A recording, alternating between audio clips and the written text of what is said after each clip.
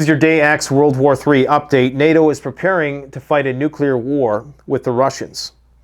There is overwhelming amounts of evidence to support my hypothesis that NATO is not only inexorably hurtling towards a nuclear confrontations with the Russians and the Chinese and the Iranians and the North Koreans, but that we may be the ones that initiate it. And everything maps on to that and not the converse. And I'm going to explain to you exactly why today, if you can put down your defensive mechanisms, those of you lurking in the shadows day after day, trying to find all of the ways to justify and rationalize why I'm crazy and you are not. Well, let me provide the evidence to you, but first I'm going to provide you my fundamental hypothesis. The fundamentals of this hypothesis is that the West collectively cannot, absolutely cannot, from a human resource, from an industrial, and from a material point of view, fight a protracted, conventional war of attrition against the Russians and their allies. We simply don't have the manpower, and we certainly don't have the industrial base to build all of the tanks that we would need to conventionally fight all these forces, but we absolutely need to, because our fiscal hegemony relies on being victorious not only in the Russian conflict, but also in the Middle East and Asia. If we cannot win the war conventionally, which we absolutely most certainly cannot, we will have to resort to our ace in the hole. And that ace in the hole is our stealthy deployment system nuclear capability that is just so conveniently positioned right outside the Russian borders in Finland and other nearby European countries. Nuclear capable deployment systems that are coincidentally currently training to deploy from civilian airstrips, also known as highways. Now, why on earth would Finland, who's about to partake in a nuclear exercise called Steadfast Noon in October, why would they be training to launch their F-35s from highways? Finland claims that its laws do not permit them to house U.S. nuclear weapons. That doesn't matter because the deployment system and having the fighter pilot trained on said deployment system is 90% of it.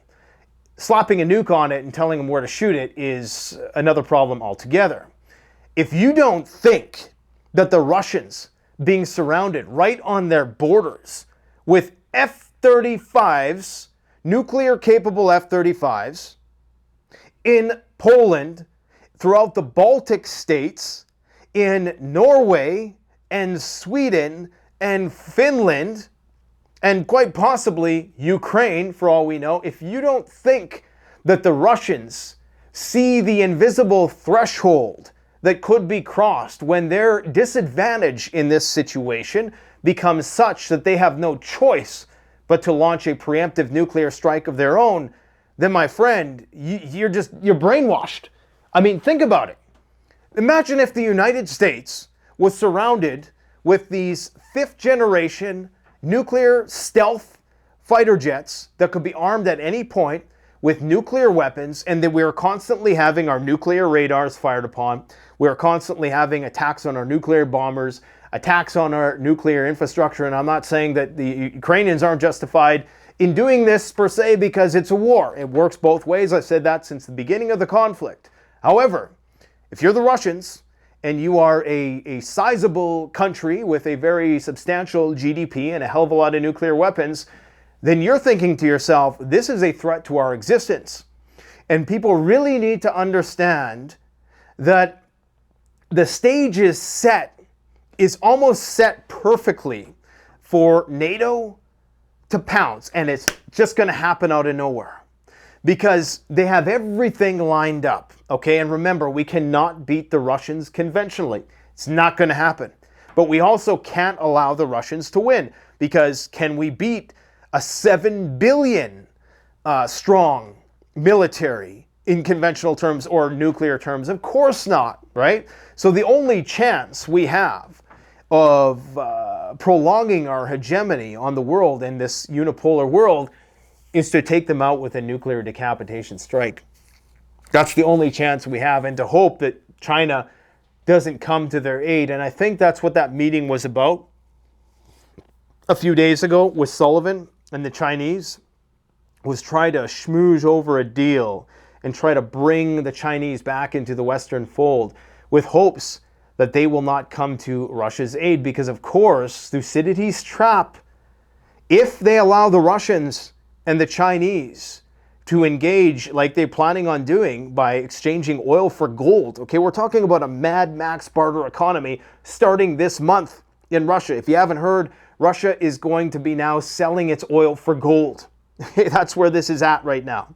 So it's no longer about, of course, it's probably still going to be oddly measured in USD because that's like the benchmark. But so understand that it all just makes perfect sense. From the Russian point of view, there is a threshold there that, if crossed, puts them at such a supreme disadvantage that they must presume that at any given moment, NATO could just unleash whatever sort of space-based technology it has. And I'm not saying it's that far more advanced than Russia's. It's not sci-fi stuff.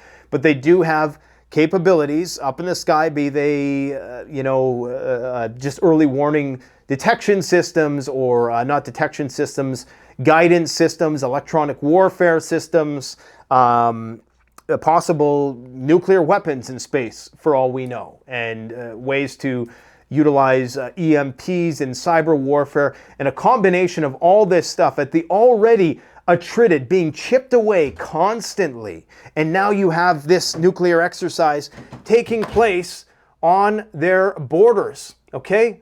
Finland will be participating in the first NATO nuclear weapons exercise, the NATO nuclear deterrence exercise, Steadfast Noon, scheduled for mid-October. Again, Finland will say, well, we don't have nuclear weapons. The Russians don't care. Because so long as you have the delivery platform, you are effectively a nuclear state. And you will be absolutely one of the first in the crosshairs of said weaponry. This is why Norway is currently parking its F-35s inside. Oh, you caught me. See, you click on one nice girly photo and that they keep throwing you those ads. What can I say, guys? F-35s in Norwegian Cold War era bunkers. All of this just makes perfect sense. And if you think this is crazy, again, there's so many things that we thought were unprecedented, but here we are, okay? Now, Lloyd Austin today, and this is the whole rub with the Defense Contact Group meeting at the Ukrainian Defense Contact Group meeting in Ramstein, Germany, at the air base, is that you have to understand what he's saying when he says that we do not allow, and I always assume that you guys know what I'm talking about. Sorry if I do that. It's just I got a lot going on in my brain.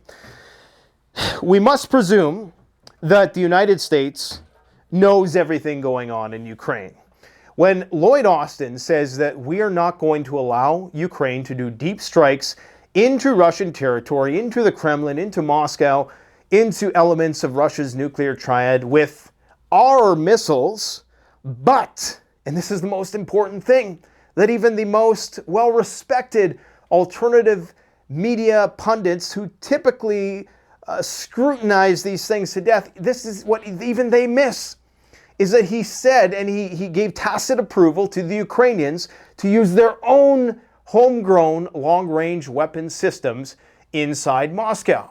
Well, if you're Moscow and you have NATO ISR, NATO military instructors, NATO scientists and technicians, and NATO mercenaries and manpower, materiel, and weaponry flowing in on a constant basis, backstopping the Ukrainian military and economy and the regime that's currently in power there, it doesn't matter if you're providing them that one extra step, right? Because you're providing them the launch pad to launch those missiles in the first place.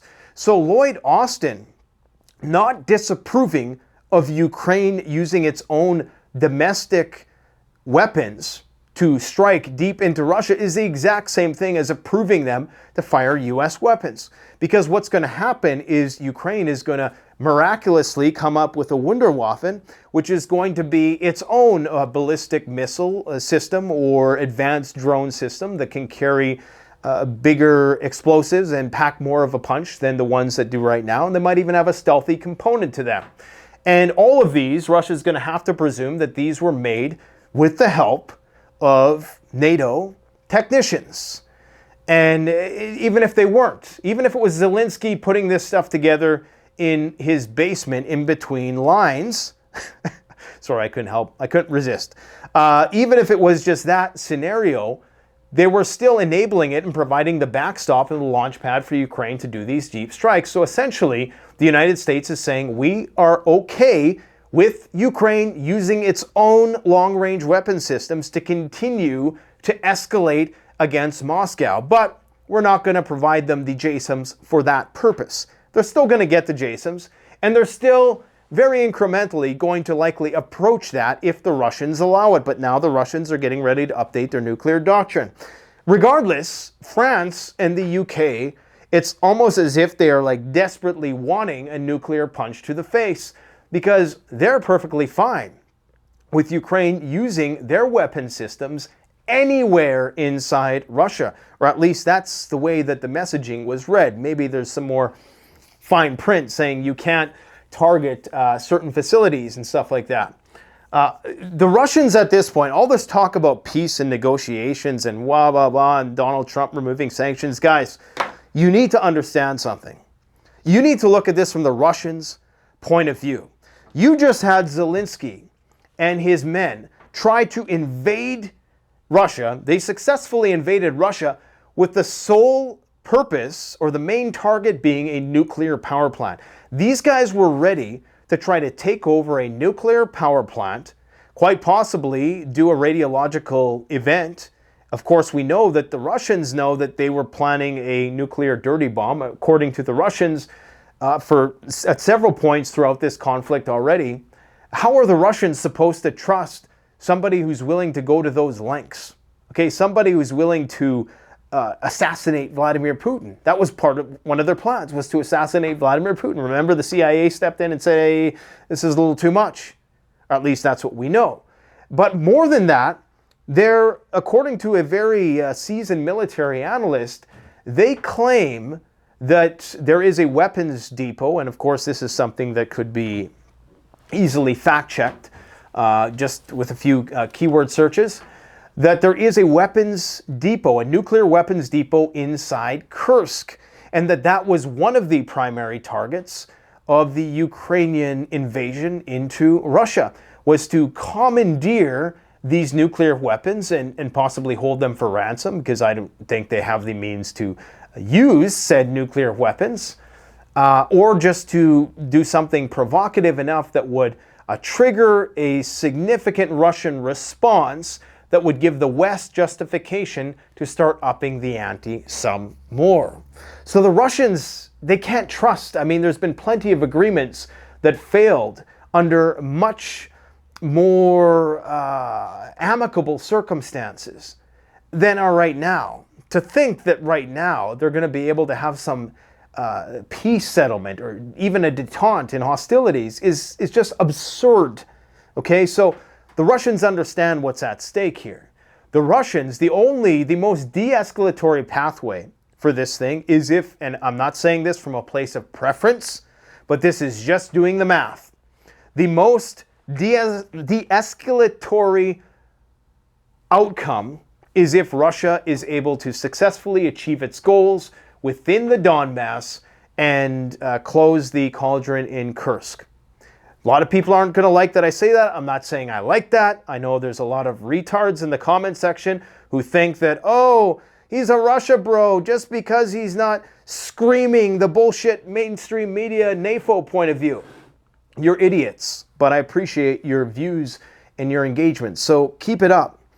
I'm talking about just the reality of the situation, because if we cross that invisible threshold where Russia is at such a strategic disadvantage that they must presume that an attack is imminent. Because if you get enough of these F-35s and these big boomer submarines and whatever other ballistic capabilities like a surface-to-surface capability, nuclear capabilities that might be used in that situation, especially if you get the Tomahawk missiles, the intermediate-range missiles in there. In Germany, the Russians must presume that, shit's going to hit the fan. So the idea that they're just going to capitulate and buckle and be attrited in this conflict and come out with less than what they arrive with is just... it's absurd. It's absolutely absurd, and people need to understand the reality. I know some people think, look, man, I don't expect you to take my word for it. I just expect you to let the facts speak for themselves. You really think they're spending trillions of dollars on these fifth-generation fighters that are primarily geared towards the deployment of nuclear weapons for no reason, and they're setting them up in bunkers just outside of Russia, and they're doing training, distributed versatility training on highways just right around St. Petersburg? You think that that's just a coincidence? I mean, you know what? I'm done speaking to people who are incredulous and just think that these things are beyond the realm of plausibility, because I truly think that these are just primarily bots in the comment section, or people who are really, really naive. But it's the ones who frequently comment. There's no possible way that you can come to my channel day after day after day and just write me off as some batshit crazy wingnut. If you watch one of my videos, you probably could. But if you watch several, you start to realize, oh, this guy's not so crazy after all, right? Or maybe you don't. I don't know. Don't really give a shit at this point in time. I'm prepping my ass off. You should too. If you don't, that's on you at this point, man.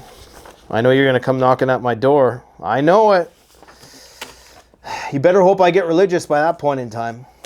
This is the range of the JASM's missiles, okay? So they're going to do it. They said, we're never going to send tanks. They send tanks. We're never going to send HIMARS. They send HIMARS. We're never going to send ATACMS. They send it. They're never going to send F-16s. They're never going to send the long-range variant of ATACMS. They send it. Everything they say they're not going to do, they're going to do. Okay? It's really just telegraphing the future. When they say they're not going to do something, that means they're going to do it, if the Russians allow it. Now, the Russians are getting ready to revise their nuclear doctrine, and you need to pay very close attention to the wording here, to the language. How much time we got left? 31 minutes. Let's go. If the United States, according to a Russian official, further escalates the conflict by transferring more powerful and long-range weapon systems to Ukraine for strikes on Russian territory, Russia will be compelled to take retaliatory actions in accordance with the updated nuclear doctrine. Listen to that. Let me read that again, okay? Because, sometimes the Russians are so eloquent in the way they judiciously use these euphemisms to explain the shit hits the fan and the end of the world. Listen to that last sentence. Russia will be compelled to take retaliatory actions in accordance with the updated nuclear doctrine. What the hell does that mean? Oh, that means they're going to nuke our ass. Okay? But that's a very, very, how can I say, just a very soft-spoken way of telling us that everybody's probably going to die. Well, not everybody, but a good chunk of the people, and then 90% will die thereafter when the power grid doesn't come back on for 20 years. Russia will be compelled to take retaliatory actions in accordance with the updated nuclear doctrine. A new edition is currently being prepared. I am confident it will be formulated to preclude the possibility of the United States waging war with Russia with impunity through proxy forces. You see, this is what it's all about. There's an invisible line in here that nobody sees, but everybody sees. Do you seriously think you're going to tell me, look at this shit? Okay, right now, before I forget, Belarus putting cope cages on what look like multiple launch rocket systems of some sort on the border.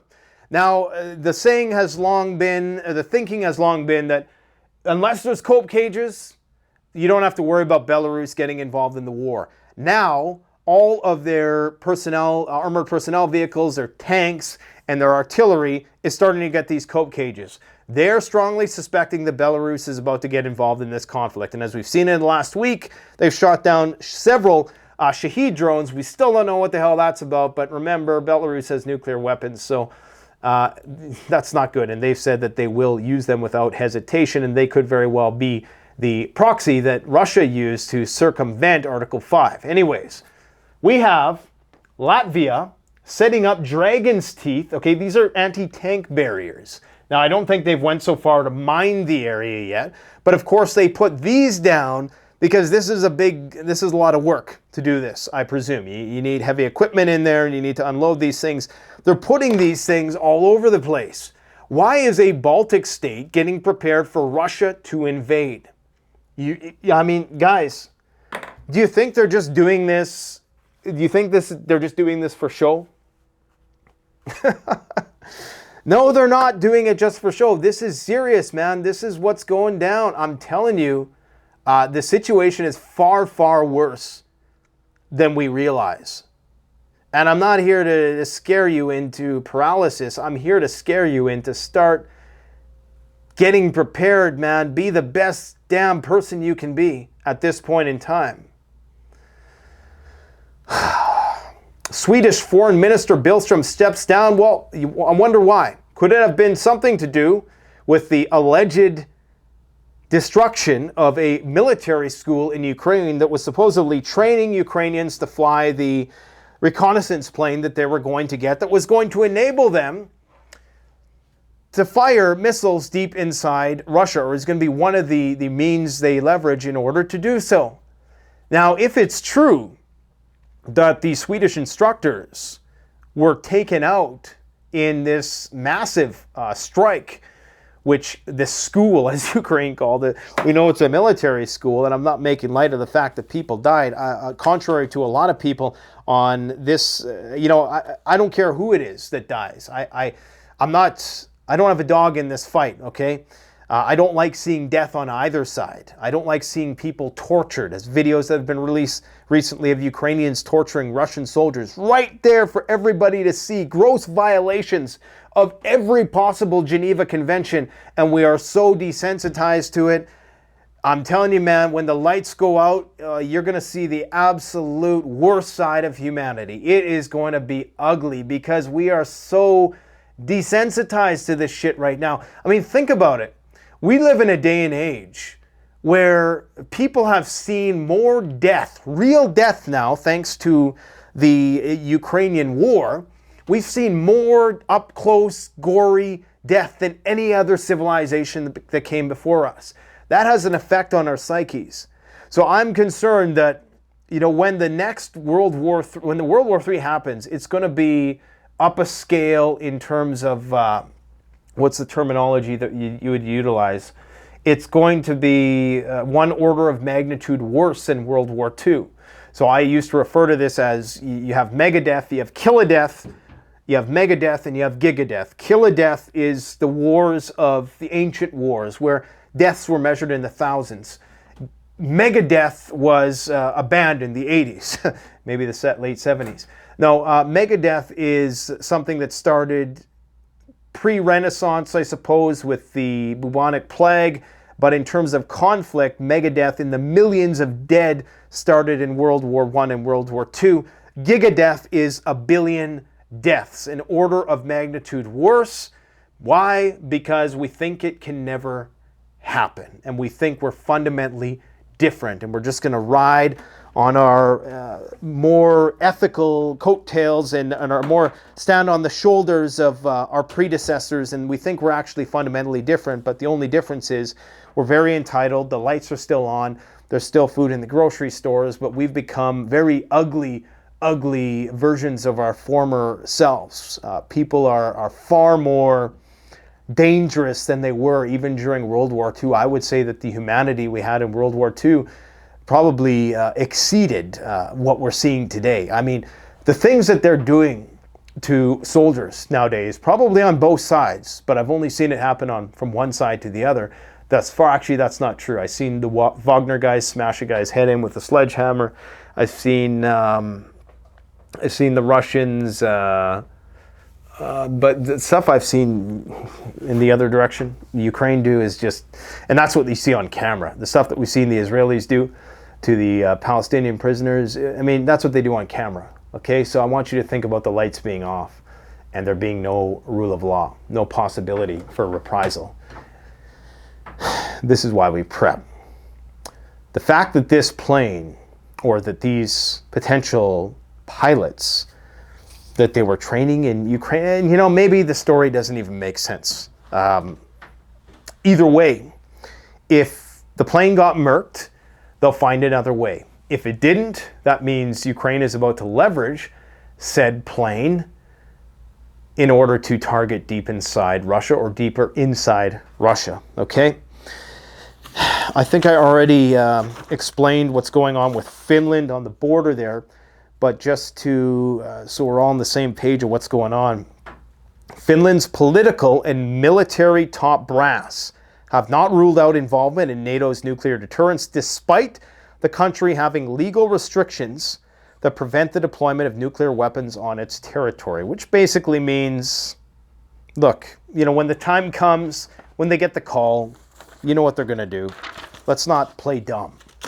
I mean, to play dumb at this point, you should always be leaning towards things are going to, you should always have the pessimistic point of view, because time and time again, that is proven to be the more likely outcome. And why should we think that it's going to be any different when our only capability to win against the Russians, the only way we defeat the Russians definitively and irrevocably, is by doing a preemptive decapitation nuclear strike, taking out enough of Russia. And think about the prize, okay? And how are they going to justify? They'll find a way.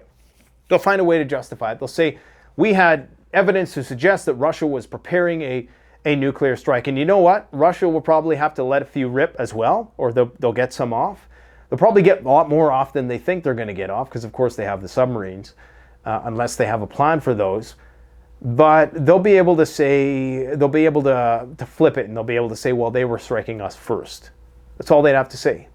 And the prize of being able to take Moscow, take Russia, and have it under the control of NATO, and then have the lifeline that fuels China. And basically, you have China by the balls at that point. Again, that's why what's his name? Jake Sullivan went to China, I think, to try to get that tacit approval that, hey, should we go this direction? Are you with us? Right? Now, I don't think China told him what he wanted to hear, because there wasn't much more said about that particular engagement shortly thereafter. Where do we go from here, my friends? Where do we go?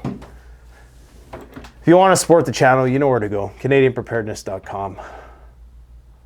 Jeez. Yeah, this Latvian thing is crazy. They're getting ready. Okay, so here's what else is going on. The Ukraine is making, there's a Freudian slip. The United States is sharing some more unsubstantiated, at least as far as the public is concerned, rumors that Russia is getting prepared to bomb subsea cables, underwater cables that connect, I believe it's 99% of intercontinental internet traffic that is transmitted through these lines, okay? So they're making this claim that the Russians are getting ready to, that they've been, I can't remember what is the exact data point that they described. The Pentagon today reported with concern that Russian military activity has been detected in areas where key underwater cable lines pass. I mean, what does that even mean? Look, there's lines everywhere. So, you go through the ocean and you're going across lines, right? So these things are everywhere. In fact, I believe the statistic is that roughly there's 1 million kilometers of this stuff around the world. So if you go skip rocks, it's probably going to skip over one of these undersea cables. Apparently, these facilitate the transactions of $10 trillion a day. Okay? Now, of course, if Russia does do something, it's going to be the severance of maybe one or a few of these cables. At this point in time, hybrid warfare is certainly on the table. That would be arguably the next rung of the escalatory ladder. However, because we are encroaching so close, and because we're targeting Russia's nuclear triad and their radars and their critical infrastructure and all the things that they need to launch a nuclear counterstrike, the likelihood that we would even get to hybrid, that we would have the the luxury of fighting a hybrid war before we fight the nuclear hot war, I think is wishful thinking. I think an EMP is just going to take everything out. But you never know. I mean, the way the way the Russians are so meticulously jurisprudent, we could see a very gradual escalation right up to that very last moment when they say, okay, we have zero other options. Moscow is being hit on a daily basis. They've taken out certain elements of our nuclear triad. We're in a situation where at any point in time, we're at such a disadvantage that NATO could easily roll over us, and we'd only be able to maybe let rip a fraction of our nuclear arsenal. And I know some people are going to quote dead hand and in quotes by Putin, who said that if Russia can't exist, then the world can't exist. I get that, but we don't understand truly what NATO's thinking is, because again, NATO is not preparing to fight a conventional war. I mean, culturally, even if we wanted to, even if we had the manpower, which we don't, even if we had the industrial base, which we certainly don't and won't for decades, even if we had all that, we don't have a culture of people that's going to go and fight that kind of war. We simply do not. Our only option, and their only option that they've truly, genuinely been preparing to fight the Russians on for decades, despite popular belief that the Minuteman missiles are outdated. Yes, they are. But it's starting to look more like this whole F-35 thing. The whole point of that whole program is to get that edge. Okay, and we can call this nuclear edging. There's a cool T-shirt for you. Nuclear edging, and you could have, like Putin and Biden doing this freaky stuff on the T-shirt. I don't think anybody would wear that shirt. Never mind, scrap that idea. But we're in this game of nuclear chicken. Let's just go back to that analogy, okay? It's a little easier sight to stomach. It's to the point where we're trying to straddle that line, whilst all the while getting all of the pieces into position. What is happening in the Middle East? Okay, so you have the Abraham Lincoln slowly creeping to the Bab el-Mandeb Strait, very precautiously creeping past Yemen. Now, if it does make it to the Mediterranean, that starts to look like another part of this decapitation strike plan, if you ask me, because that's getting awfully close to Russia. Okay? And these are just all things you need. Like, Russia is literally surrounded, just like China is. And we must presume that if this is the last-ditch Hail Mary plan to save Western financial hegemony, because understand that Thucydides' trap dictates that if you let the Russians win in Ukraine, it's a slippery slope. And I'm not saying this from a matter of preference. I'm just saying if the Russians win in Ukraine and they are successful and they're able to solidify these alliances that they've created, and that they are able to take BRICS to the next level and be this global leader, then it's a new Cold War. But not only that, with such a lower population, if you're having the West, who no longer is in control of a lot of these developing countries, and Russia gives them all a leg up, then you have 7 billion people, potentially peer adversaries at some point, who are going to be beating down your doorstep. And so it's a delicate balance. And if the United States and NATO, and not the United States, I don't speak to this from like the perspective of the little guy, the United States citizen. I'm talking about the guys in the suits in the dark room smoking cigars. That's what I'm talking about. Let's make that abundantly clear. If and when they decide to enact this policy, like if they were to just be honest with people about this, say, hey, if we don't do this, we're worried that Russia is going to slowly but surely, perniciously take over the world, then maybe people would be like, oh, okay, if we would just tell the truth about our evil machinations, then, maybe you would even win more people who didn't want to be evil, but, understood it from a rational point of view. But instead, they persist in the lying. Except Lindsey Graham, he likes to let parapraxis, Freudian slip every once in a while. It helps out, but It's not needed if you watch this channel. You know what time it is. Oh, this is him here. Let's hear what he has to say. Support of our friends, thanks to Lindsay. Our friends, all right. Let's hear what he has to say. I'm here with President Zelensky. I am such a admirer of what you and your country have done. You're trying to stop the Russians so we don't have to fight them. They don't want any American troops. They just need the weapons to free their country of a... He just seems like one of these sneaky, patronizing salesmen, you know? Like how... And Zelensky can see it, too. He's like, this guy's full of shit. Terrible invasion.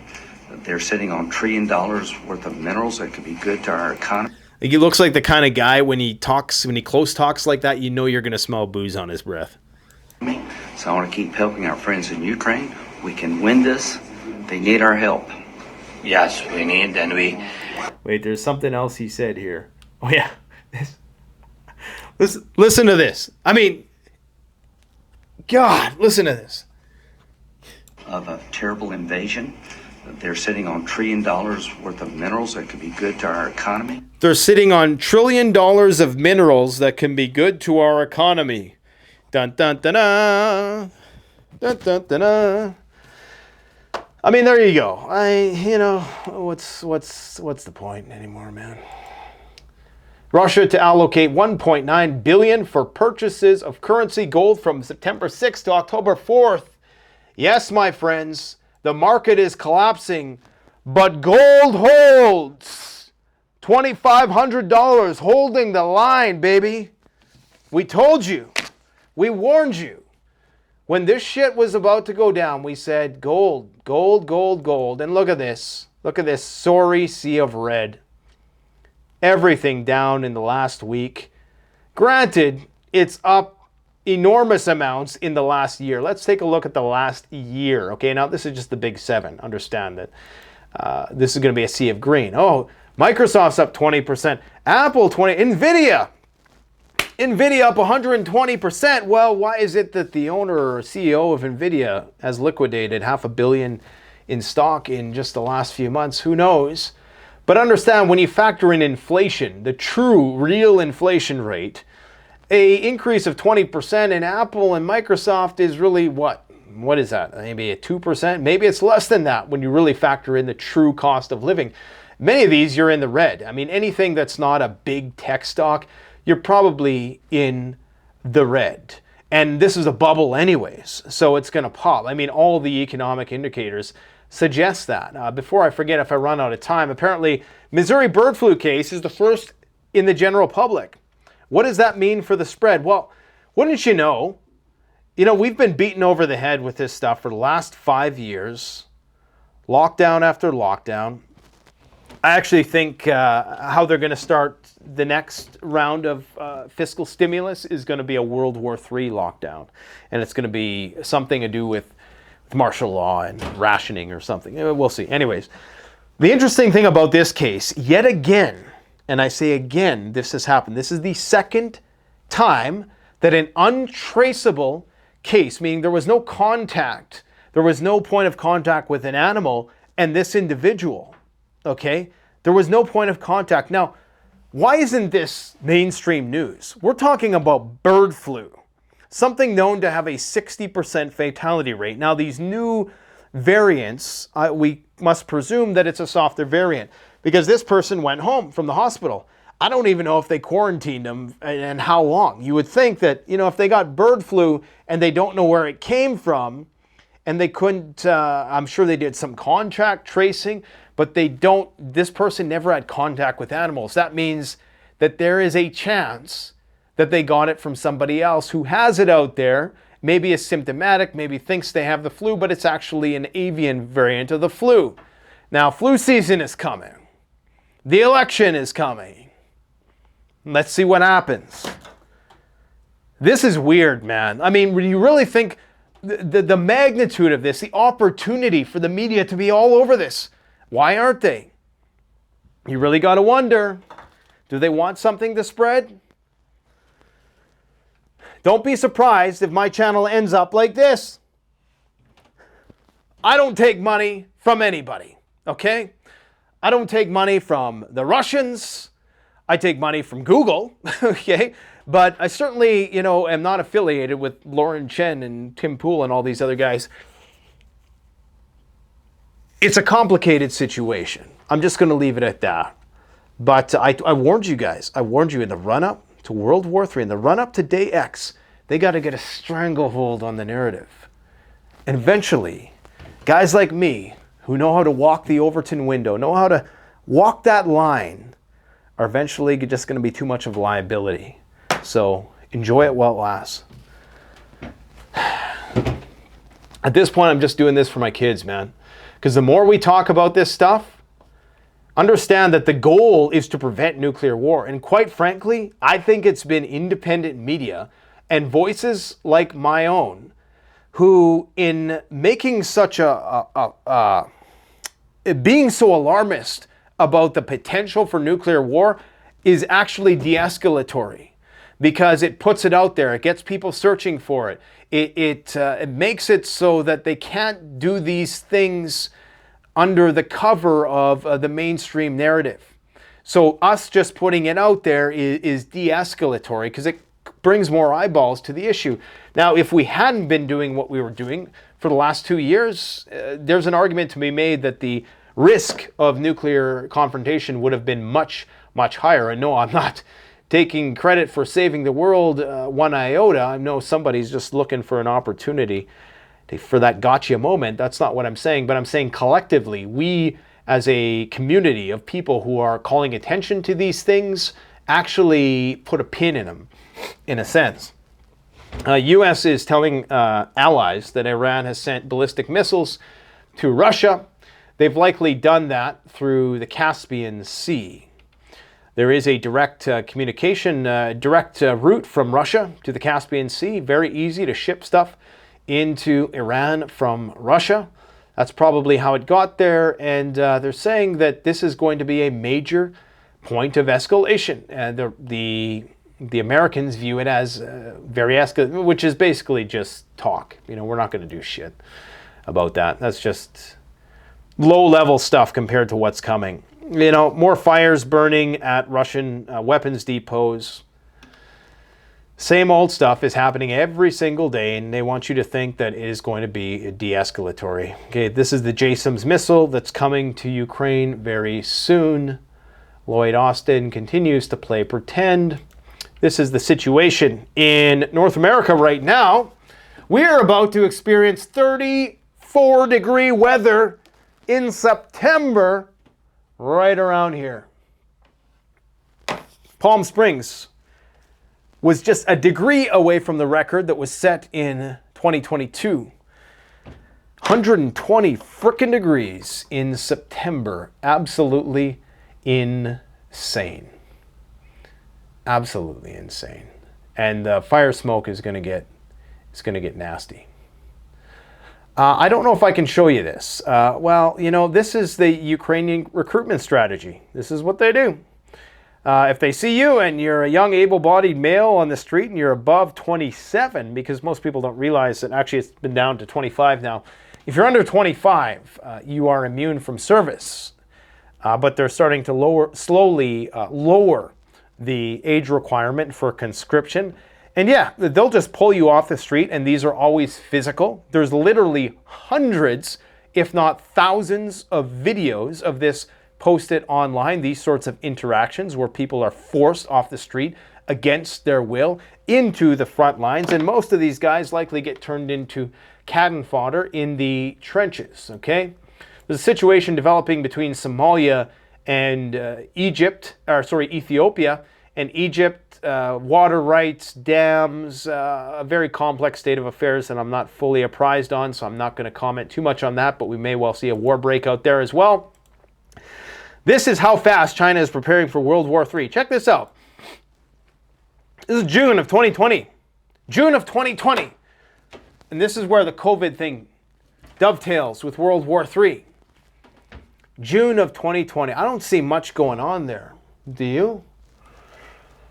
Okay, Chinese missile silo construction. And for all we know, this is all just a smokescreen, and China has mobile platforms that are going to be their primary mechanism. That this is all just potentially a decoy. Well, look at that.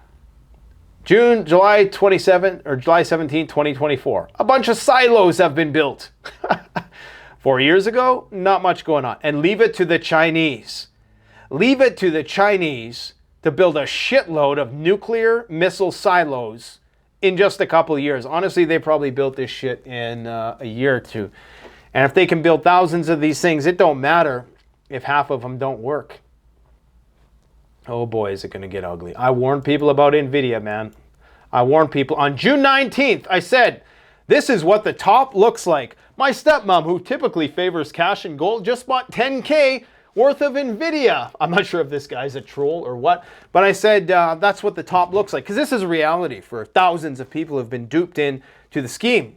And the very next day, NVIDIA hit its peak, okay, of $135 USD. And I said, that's what the top looks like, and that's where the top came in. And now, hold on for dear life, as they say.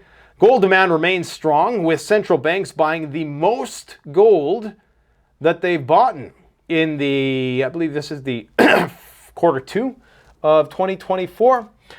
This is most people's retirement plan. I thought this was kind of amusing. I'm a millennial, so my retirement plan is societal collapse. We got 4 minutes, baby. Let's get it on. I've said that once or twice in my life. 63 seconds of or 63 seconds. Oh, yeah, that was a Freudian slip too. Hey, you caught me again. 63% of Americans are living paycheck to paycheck, including nearly half of six-figure earners. Six-figure? Is six-figure even, that's, you know, I mean, six-figure is stupid anyways. I mean, there's a big difference between 100,000 and 999,000. But, yeah, I mean, it's not what it used to be, man. It really isn't. Oh, this is the temperature anomaly in Svalbard, where the Doomsday Seed Vault is supposed to be. 2024, it is completely off the charts in terms of heat records. Europe is shattering its temperature records. Credit card rates, default rates are at record levels. Warren Buffett continues to stockpile cash, $300 billion now and counting. This guy decided to, you know, sell some stock because he knew shit was going to hit the fan, and he suckered enough people. You know, right-wing media influencers accused of collaborating with an alleged Russian propaganda scheme that doesn't frickin' matter anyways, because Vladimir Putin is smart enough to know that it doesn't matter who is the president. They're going to be going to World War III. And the Russians buying gold, increasing gold purchase, get a load of this, from 1.2 billion rubles to 8.2 billion rubles per day. That's a 7-fold increase. And the S&P 500 erased 2.2 trillion in a market cap in the last couple days. I mean, you know, bird flu, Pentagon getting ready to put the nukes on alert. It is what it is. Guys, if you want to support the channel, CanadianPreparedness.com, that's the best way to do it. Or just, you know, keep watching the videos, keep commenting, liking. Do what you got to do to prepare. As much as I try to joke around a bit, this is deadly serious stuff, man. And that's why I'm altered my life course, because it's not a question of belief. It's the data speaks for itself. We are getting ready, and we'll be the last to know. Thanks for watching, my friends. Take care. Enjoy your weekend. Canadian Prepper out.